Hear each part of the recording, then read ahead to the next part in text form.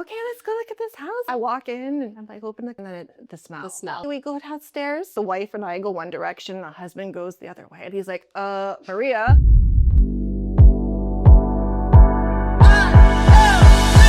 Oh, the people. I just love the people, knowing their backstory, their why, and taking them through that journey and just seeing them get to their goal. Just being able to go on that journey with them and be a part of it. It's a great feeling. I'm so happy to be part of it. Absolutely.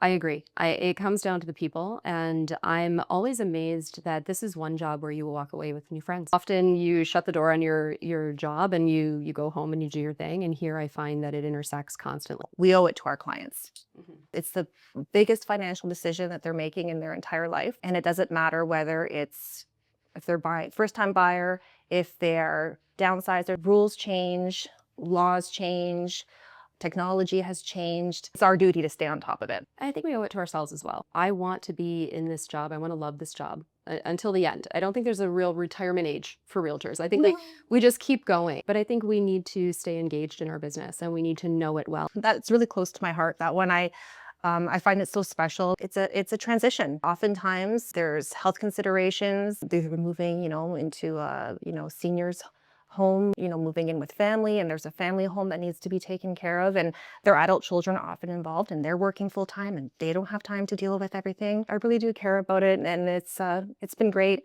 And I enjoy that facet of my business. Now, this is not really a luxury market, that's for sure. Every group of clients brings a little something different, right? So the needs of a first-time buyer versus a downsizer are very different. The needs of a renovator versus a luxury buyer, again, very different. So that one was kind of an interesting one to learn the nuances. But I think ultimately with all these trainings, it's more than just numbers, it's more than just measurements. It's really about learning people's social styles and how to interact. I'm seeing more of our training starting to focus on that. There's a technology aspect, but there's also how do we talk to sellers? How do we talk to buyers in a market like this? When there's good communication between the realtor and the client, communication is key. I like that. And to take it a step further, I think communication with every player in the process. Yeah. I think nobody operates in a silo, and connecting with the mortgage specialist, connecting with the lawyers to make sure that everyone is on the same page so there's no surprises throughout the process and at the end is really important.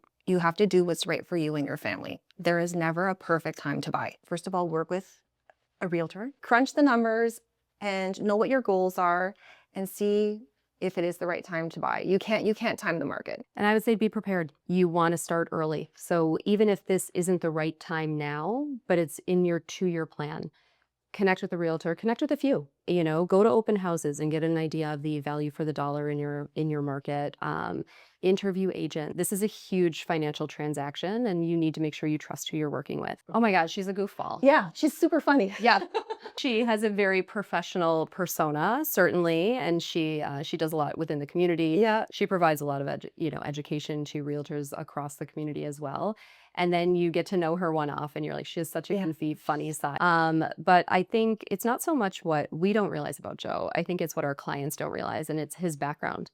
Right. He has a background in accounting. Yeah. So he has this very interesting, left brain, right brain thing that he's doing. And I think he applies that to his art. Essentially, his photos are beautiful. Kara, I would describe you as professional, dependable, and fun. Thank you. And I would say I've been so glad since you've joined the team. I think you bring a wealth of experience, which is awesome, and a diversity in your experience as well. So it's been really good hearing your perspective, and I definitely appreciate that. And I think you bring such a warm and bubbly personality. I did. I called with my client and I'm like, okay, let's go look at this house. I walk in and I'm like, open the, and it's like, and then the smell. We go downstairs. The wife and I go one direction. The husband goes the other way. And he's like, Maria, there's chickens down here. And I'm like, my God. What do you mean? There were chickens in the basement.